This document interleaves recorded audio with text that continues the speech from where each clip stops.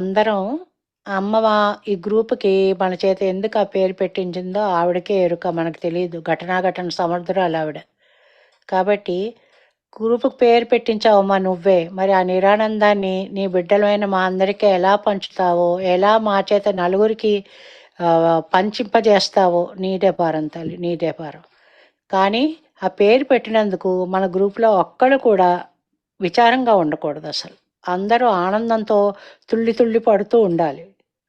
అది మాతాజీ బిడ్డగా నేను కోరుకున్నది, అమ్మని అలా ఆశీర్వదించమని కోరుకుంటున్నది. జై శ్రీ మాతాజీ.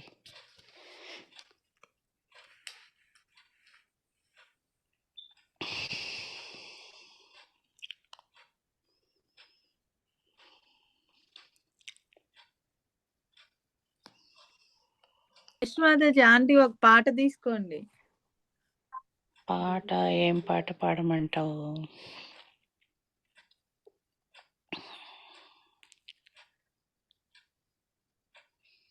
ఇవాళ నేను పాట పెట్టాను, విన్నారా గ్రూప్లో? విన్నాము ఆంటీ, చాలా బాగుంది. ఇంకేం పాట పాడినాం? శ్రీరాముడి మీద పాటలు పాడతాను. ఇది కూడా సినిమా పాటే. నాకు వచ్చినవి ఎక్కువ సినిమా పాటలు, ఏమనుకోకండి. జై శ్రీ మాతాజీ. శ్రీరామనామాలు శతకోటి, ఒక్కొక్క పేరు బహుతీపి బహుతీపి. శ్రీరామనామాలు శతకోటి. తండ్రి ఆనతి తలదాల్చు తనయుడు దశరథ రామయ్య శ్రవణీయుడు. కడుమేటి విలువిరచి కలికిని చేపట్టు కళ్యాణ రామయ్య కమనీయుడు కమనీయుడు. శ్రీరామనామాలు శతకోటి. సుదతి జానకి తోడ శుభ సరసమాటేటి సుందర రామయ్య సుకుమారుడు. కోటి మూకలతో లంకపై దండెత్తు కోదండ రామయ్య రణధీరుడు రణధీరుడు. శ్రీరామనామాలు శతకోటి. పవమానసుతుడు పాదాలు పట్టగా పట్టాభిరామయ్య పరంధాముడు. అవనిలో జీవించి ఆశ్రితుల పాలించు అచ్యుత రామయ్య కమనీయుడు కమనీయుడు. శ్రీరామనామాలు శతకోటి, ఒక్కొక్క పేరు బహుతీపి బహుతీపి. శ్రీరామనామాలు శతకోటి.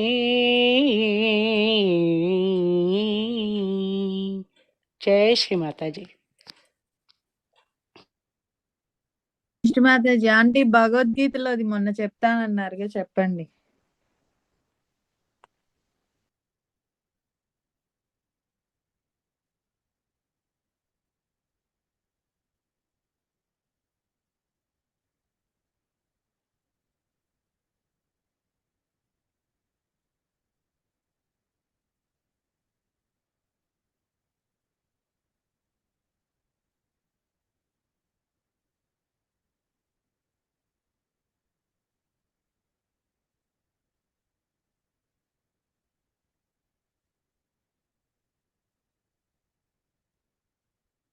జై శ్రీ మాతాజీ అండి.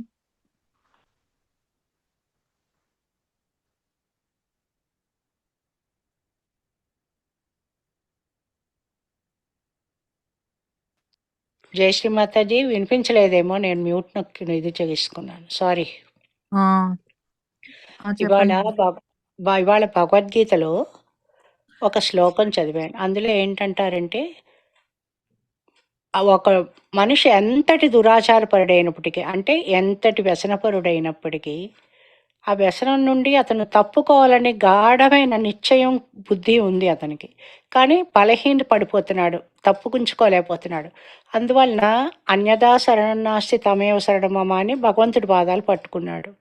అలాంటి వాడు వ్యసనపరుడైనప్పటికీ కూడా అనన్య భక్తితో నన్ను సేవిస్తున్నాడు కాబట్టి నిశ్చయ బుద్ధితో తన జీవితం మార్చుకోవాలి, మంచిగా మారాలని అనుకుంటున్నాడు కాబట్టి అలాంటి వాడు సత్పురుషుడి కిందే మనం పరిగణించాలి అనేసి పరమాత్మ అంటారన్నమాట. అలాంటి వాడు అతి త్వరలోనే, ఎందుకంటే అతని బుద్ధి చాలా పదునుగా ఉంది, మంచివాడిగా మారాలని దృఢ నిశ్చయం చేసుకున్నాడు. అతి త్వరలోనే అతను సత్పురుషుడు అవుతాడు. ఇప్పుడు అలాంటి భక్తి అంటే ముందు ఆర్తితో ప్రార్థిస్తాడు. ఆర్తితో నన్ను ఈ వ్యసనం నుండి బయటపడే స్వామి అనేసి ఆర్తితో, బాధతో ప్రార్థిస్తాడు. తర్వాత ఆ బాధ ఎలా పారుతుందంటే శరణాగతిగా పారుతుంది. ఎందుకంటే అతను బయట పడేస్తున్నాడు, స్వామి అతను పడేసి మంచి మార్గం వైపు మళ్ళిస్తున్నాడు. అది శరణాగతిగా పారుతుంది. శరణాగతిగా మారాక ఇంకా అలాంటి అతనికి కోరికంటూ ఉండదు. ఇంకా కోరిక ఉండకుండా నిష్కామ భక్తిలోకి మారుతాడు. నిష్కామ భక్తి అంటే కోరిక లేని భక్తి మాట. కోరిక లేని భక్తిలోకి మారినప్పుడు అతనికి మంచి అలవాట్లన్నీ చేసుకుంటూ ఉంటాడు ఇంకా గ్రాడ్యువల్గా. ఎందుకంటే భగవంతుని శరణ వేడు అటువంటి భయంకరమైన పాపకోపం నుండి బయటపడేశాడని భగవంతుడి మీద ప్రగాఢమైన నమ్మకం కలుగుతుంది అతనికి. కలిగేసరికి శరణాగతి అయిపోతాడు కాబట్టి భగవంతుడు అతన్ని మంచి మార్గం వైపు మళ్ళిస్తాడు కోరిక లేకుండా. అలాంటి మనిషి పత్రం పుష్పం ఫలం తోయం అని పరమాత్మ చెప్తాడు. అంటే నిష్కామ భక్తితో సమర్పించాలి. ఇప్పుడు మనం ఏదో గుడికి వెళ్తుంటే ఆ కొండంత దేవుడికి కొండంత పత్రి సమర్పించగలం అని ఏంటని మనకి ఇది ఉన్నది, సమర్థత ఉంది, మన దగ్గర డబ్బు ఉంది, కొనగలం. కానీ ఏదో పట్టుకెళ్ళిపోతా, పెరట్లో పూసిన 2 పూలో లేకపోతే ఏదో పెరట్లో పండిన 2 అరటిపళ్ళు పట్టుకెళ్ళి అలా చేయకూడదు. నువ్వు భక్తితో సమర్పించింది అది కూడా ఎలాంటి భక్తి? కోరిక లేని భక్తి. కోరిక లేని భక్తితో సమర్పించినది నేను తీసుకుంటాను. అలాంటి భక్తుడు నాలోనే ఉంటాడు, నేను అతనిలోనే ఉంటాను అని పరమాత్మ చెప్తున్నాడు. ఇప్పుడు భక్తిలోనే భక్తి ఏంటి? భగవంతుడిలో కూడాను ముందు భగవంతుడిని ఎలా కోరాలంటే స్వరూప భక్తి అంటే రూపంతో కొలవాలట. ఎందుకంటే నిర్గుణుడు, ఆకారం లేని పరమాత్మని కొలవడం కష్టం. మన మనసు నిలవదు. ఏదో ఒక ఆకారం ఉంటే దాని మీద ఫోకస్ చేస్తూ బుద్ధి పెడుతూ మనం చేసుకోగలం. ధ్యానం ఏంటి, పూజ ఏమిటి. అందువల్ల ముందు మనం అందరం ఎలా ఉండాలి? ఆర్తితో ఏమిటి, తర్వాత 4 రకాల భక్తులని చెప్తాడు పరమాత్మ.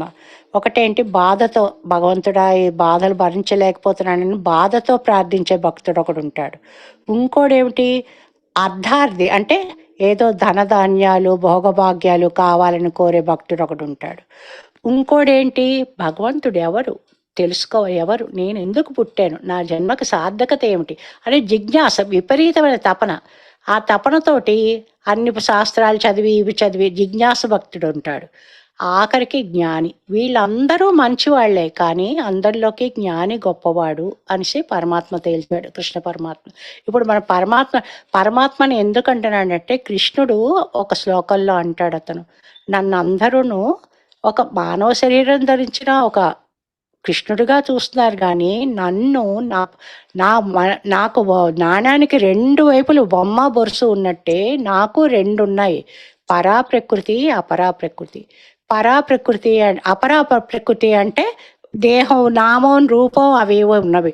ఇప్పుడు కొందరు కృష్ణుని కొలుస్తారు, కొందరు రాముని కొలుస్తారు, కొందరేమో మాతను కొలుస్తారు, దుర్గామాతని. వీటన్నిటికీ ఏంటంటే, ఇప్పుడు కృష్ణుడు రాముడు ఉదాహరణ తీసుకోండి. కృష్ణుడు రాముడు తీసుకుంటే కృష్ణ జయంతి శ్రావణ బహుళ అష్టమి నాడు చేసుకుంటాం, అలాగే శ్రీరామనవమి చేసుకుంటాం. ఏదైనా ఒక పుట్టుక ఉంది అంటే వాళ్ళకి డెఫినెట్గా అదే మహాత్ములు కాబట్టి స్వర్గారోహణ అంటారు. పుట్టుకుంటే వాళ్ళ శరీరం విడిచే అవసరం కూడా ఉంటుంది. అలాంటి వాళ్ళు అంటే దేశ కాలాలకి లొంగి, దేశానికి కాలానికి అలా పరిమితి అయిపోయిన వాడు పరమాత్మ దేవుడు అవ్వడం అంటారు. అది దేవలక్షణం కాదు. దేవలక్షణం ఏంటి? నిర్గుణుడు, నిరాకారుడు, దేశకాల పరిమితులకు లొంగనివాడు. కాబట్టి ఇలాంటివి కొలవండి. ఇదన్నీ మొదటి స్టెప్స్. ఒక పైకి శిఖరం మీదకి ఎక్కాలంటే చాలా స్టెప్స్ ఎక్కాలి కదా. ఇవన్నీ కొలవండి. కానీ ఈ ఈ కొలవడంలోనే ఉండిపోకండి మీరు. నా యొక్క అసలు తత్వం ఏమిటంటే, ముందు పిల్లడు అల్లరి పెడుతూ ఉంటాడు. అమ్మాయి ఈ హోంవర్క్ చేసిరా నాన్న, హోంవర్క్ చేసి ఇలా ఉంటే నేను చెయ్యను అంటాడు. నువ్వు చేస్తే నీకు చాక్లెట్ ఇస్తాను, నీకు కుక్కీ ఇస్తాను అని తల్లి ప్రలోభ పెడుతుంది. అలాగా పరమాత్ముడు కూడా మనం తన వైపు మళ్ళించుకోవడానికి ఇవన్నీ పెడతాడు. మనకు ఒక ఆశీర్వచనం ఇచ్చి, మనకు డబ్బు ఇచ్చి, ఒక ఆకారం అతను ఎవరో చెప్పారు, నేను కృష్ణుడిని కొలిచానండి, వారం రోజులు ఇలా నిష్టగా చేశాను, చెయ్యగానే నాకు ఈ ఉద్యోగం వచ్చిందండి, ఈ ఉద్యోగం పెర్మనెంట్ అయింది. ఎవరైనా చెప్తే ఓహో అంత మహిమ ఉందా కృష్ణుడిలోని, ఇంకోళ్ళు కూడా అలా కొలుస్తారు. అలాగ ఒక ప్రలోభానికి లొంగి కొలుస్తారు అన్నమాట పిల్లల్లాగా. కానీ అక్కడే ఉండిపోక, అక్కడ ఆ పిల్లడు ఎదిగిన కొద్దీ ఏం చేస్తాడు? రోజు అమ్మ చాక్లెట్ కుక్కీ ఇస్తుందనే చదువుతాడు. ఎదిగిన కొద్దీ చదువుకోవడం నా బాధ్యత అంటూ చదువుకుంటూ వృద్ధిలోకి వస్తాడు. అమ్మ నా మంచి కోసం చెప్పింది, నేను వృద్ధిలోకి రావాలని చెప్పింది. అలాగా మనం కూడా ఈ ఆకారానికి ఉండిపోకూడదు. అమ్మ దయ వల్ల మనం ఆకారానికి కాకుండా, మాతాజీ ఆకారం సరే, పూజలు చేస్తున్నాం, హారతులు ఇస్తాం, అవన్నీ ఓకే, ఇవన్నీ కొంతవరకే. అసలు మాతాజీ ఎప్పుడు సంతోషిస్తారంటే, మీరు చైతన్య స్వరూపులు, మీరు నిత్యులు చైతన్య స్వరూపులు, సచ్చిత ఆనంద స్వరూపులు అని గ్రహించడం, ఆ గ్రహించిన దాన్ని నలుగురికి పంచిపెట్టినప్పుడే మాతాజీ ఆనందిస్తారన్నమాట. అందువల్ల భగవంతుడి యొక్క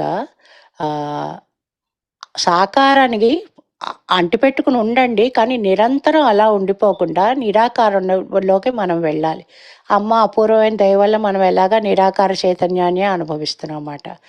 తర్వాత శంకరాచార్యులు ఒక దీంట్లో అంటారు, స్వామి నీకు షోడశోపచారాలు చేస్తున్నాను స్వామి నేను, కానీ ఇప్పుడు చూడండి, భగవంతుడికి ఒక విగ్రహంలోకి, ఒక రాతి విగ్రహమో లేకపోతే లోహ విగ్రహమో, కంచో రాగో ఏదో సంథింగ్, బంగారమో వెండు, లోహ విగ్రహం లేకపోతే మట్టిదో ఒక దేంట్లోకి పరమాత్మని ఆవాహన చేస్తున్నాం అంటే పిలుస్తున్నాం అన్నమాట. తండ్రి నువ్వు వచ్చి విగ్రహంలోకి ఆవాహన చేస్తున్నాం. మనం అంటే వరలక్ష్మి వ్రతానికి ఏంటి, సత్యనారాయణ వ్రతానికి ఏంటి ఆవాహన చేస్తాం అంటే ముందు ఆహ్వానిస్తాం పరమాత్మని. ఒక ప్రతిమలోకో ఒక రూపులోకో ఆహ్వానిస్తున్నాం అంటే పరమాత్మ ఫీల్ అవుతాడట. ఏమిటంటాడంటే, స్వామి షోడశోపచారాలు అంటూ చేస్తున్నారు కానీ నిన్ను ఆహ్వానించడం ఏంటి స్వామి, నువ్వు అంతటా ఉన్నావు, నువ్వు ఎక్కడో లేవు కదా, ఎక్కడో లేవు, అంతటా ఉన్నావు, మాలోనే ఉన్నావు, ఆఖరికి ఏమనుకుంటున్నావు, నేనే నువ్వు, ఆ శివోహం నేనే నువ్వు, అలాంటిది నిన్ను ఆహ్వానించడం ఏంటి, అదొక పొరపాటు చేస్తున్నాం మేమందరం. తర్వాత పాద్యము అర్ఘ్యము ఇస్తున్నాము, నీకు చేతులు కాళ్ళు కడుక్కోవడానికి పాద్యము అర్ఘ్యం, అది ఇంకా గొప్ప పొరపాటు. ఎందుకంటే చేతులు కాళ్ళు ఎప్పుడు కడుక్కుంటాం? అపరిశుభ్రంగా ఉంటే, శుభ్రంగా లేకపోతే కడుక్కుంటాం. కానీ పరమాత్ముడికి అతనికి ఏమిటి, అతనికి చేతులు కలుపు, అతని పరిశుద్ధ స్వరూపుడు, అతనికి ఆకారం ఇవ్వడమే తప్పు, దానికి చేతులు కాళ్ళు ఉన్నాయంటే ఒక పరిమితి చేసి విగ్రహం వరకే అతనికి పరిమితం చేసేస్తున్నాం. అతను అంతటా వ్యాపించి ఉన్న చైతన్య స్వరూప విగ్రహానికి పరిమితం చేయడం ఒక తప్పు, చేతులు కళ్ళు కడుక్కోమని నీళ్ళు ఇవ్వడం తప్పు. ఇలాగ షోడశోపచారాలు చేస్తూ నిన్ను ఇబ్బంది పెడుతున్నాం. మేమేది చేస్తున్నామో అవన్నీ నీకు అప్లై చేసేస్తున్నాం స్వామి అనేసి. అంటే ఇలా అనేసి ఇప్పుడు పూజలు అవి చేయడం మానేసి ఇలాంటివి చెప్పారు మేము పూజలు మానేస్తున్నాం, దయచేసి అలా అపార్థం చేసుకోకండి. అక్కడే ఉండిపోకుండా, ఎందుకంటే పెద్దవాళ్ళం అవుతున్నాము, ఎప్పుడు పరమాత్మ నుండి పిలుపు వస్తుందో తెలియదు మనకి, కాబట్టి అక్కడే ఉండిపోకుండా ఇలాంటివి కొన్ని వింటూ ఉంటే మనకి నిజమే కదా, అతని చైతన్య స్వరూపం, అతని ఒక కొంత మన ఫోకస్ కుదిరే వరకు పూజలు చేసుకుంటాం. తర్వాత మనకి మాతాజీ దేవాలయం మనందరికీ ఎలాగా ఇలా వచ్చింది కాబట్టి మాతాజీకి పూజలు హారతులు అవి ఎప్పుడో వీక్లీ వన్స్ వెళ్తాం, సెంటర్కి వెళ్తాం, కానీ అవి ఎక్కువ ఫోకస్ పెట్టి అక్కర్లేదు మీరు. రోజు ఇప్పుడు లలితా శాస్త్రం చదువుకున్నా, విష్ణు శాస్త్రం చదువుకున్నా, ఇప్పుడు నేను చదువుకుంటాను, కానీ మాతాజీ ఫోటో దగ్గర చిన్న దీపం పెట్టుకుని సహస్రారమే ఇప్పుడు సహస్రారం ఫోకస్ చాలా 2-3 ఏళ్ళు చేశాక ఆ పైకి అమ్మాయి తీసుకెళ్ళింది, ఇప్పుడు అక్కడ ఫోకస్ అనుకోండి. అలా ఫోకస్ పెడుతూ నాకు వచ్చిన స్తోత్రాలన్నీ చదువుకుంటాను. మీరు గమనించండి ఎంత బాగుంటుందో. ఆ ఫోకస్ పెట్టడం అలాగా నిన్నెవరు అతను సోమబాబు గారు కూడా అదే చెప్పారు. మేము వయసులో ఉన్నప్పుడండి శాస్త్రారం మీద ఫోకస్ చేస్తూ ఎన్నో రోజులు ఇలాగా మెడిటేషన్ చేసామండి. అలా అప్పుడు ఒక స్టేజ్ వస్తుంది, ఆ ఫోకస్ చెదిరిపోదన్నమాట. ఎప్పుడు ఖాళీగా ఉన్నా సరే శాస్త్రాల మీద మన ఫోకస్ ఉందా, అక్కడుందా, అక్కడుందా అని పెట్టుకుంటూ చేసుకుంటుంటే అలాగవుద్ది. అలాగే మనం విష్ణు సహస్రం చదివి ఏ పూజ చేసినా తర్వాత పువ్వులు, కుంకాలు వేసుకోండి మీ ఇష్టం. కానీ కళ్ళు మూసుకొని, ఎందుకంటే మనం అందరం సహజయోగులం. కళ్ళు మూసుకుని శాస్త్రాల మీద ఫోకస్ పెడుతూ స్తోత్రాలు చదవండి. అద్భుతం, అద్భుతం ఎంత బాగుంటుందో.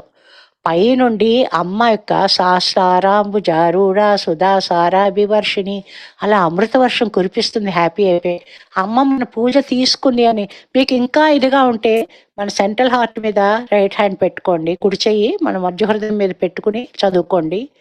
ఫోకస్ ఆలోచనలు తగ్గిపోతాయి గ్రాడ్యువల్గా. తర్వాత ఫోకస్ కూడా మన చేతిలోకి వైబ్రేషన్ ద్వారా తెలుస్తూ ఉంటుంది. జగదాంబ దుర్గామాత రూపంలో అమ్మ వింటున్నది మనం అన్నీ తెలుస్తుంది. అది ఎంతోసేపు రోజులో మనకి ఆ శాస్త్రం మీద ఫోకస్ అలా నిలిచిపోతుంది.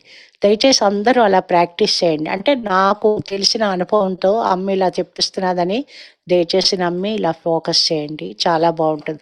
నేను చెప్పేది ఏమిటంటే మెల్లిగా సాకారం నుండి అమ్మ పూజలు, అమ్మ ఇది అది కాదు. ఆ పూజ అయిపోయాక ఒక చిన్న పండు నైవేద్యం పెట్టుకుంటాను. ముందు ఫోటోకి ఇలా నైవేద్యం చూపిస్తాను, తర్వాత నా హృదయంలోనే ఉందని అమ్మ సాకారానికి అటు నైవేద్యం, నిరాకారం నా హృదయంలో ఉంది చైతన్య రూపంలో. ఇలా పెట్టుకుంటాను, ఇలా చేయి పెట్టుకుంటాను. పెట్టుకుని అమ్మ మరి తీసుకోవడానికి టైం ఇవ్వాలి కదా, మనకే వైబ్రేషన్స్ మనకు తెలియాలి. అందుకని శ్రీమాత్రే నమః, లేకపోతే శ్రీమాత కూడా మానేస్తాను ఇప్పుడు. శ్రీ పరబ్రహ్మణే నమః, శ్రీ పరమాత్మనే నమః, శ్రీ పరమాత్మ అర్పణ వస్తుంటే శ్రీ పరమాత్మనే నమః అని ఒక 10 టైమ్స్ అనుకుంటాను. విపరీతమైన వైబ్రేషన్స్ వస్తాయి. అమ్మ మన ఫలం స్వీకరించినట్టు వైబ్రేషన్. ఇలా ప్రాక్టీస్ చేయండి. నేను ఇలాగా నా దీనికో ఈ ఉపనిషత్తులో చదివిందంతా ఏం భోజనం చేసినా విగ్రహం సాకారం మానేసి నా హృదయానికి నైవేద్యం పెట్టుకుంటాను. హృదయంలో అమ్మ ఉంది కదా, జగదాంబ దుర్గామాతలా ఉంది, ఎడంవైపు శివపార్వతిగా ఉంది, కుడివైపు సీతారాములుగా ఉంది. ఇంకేమిటి, మన దేహమే దేవాలయంగా మార్చేస్తున్నదమ్మ. అది నేను చెప్పేది. నాకు తోచింది చెప్పాను. ఏవైనా పొరపాటుగా మాట్లాడితే మీ మనసుకు కష్టం కలిగిస్తే దయచేసి నన్ను క్షమించండి.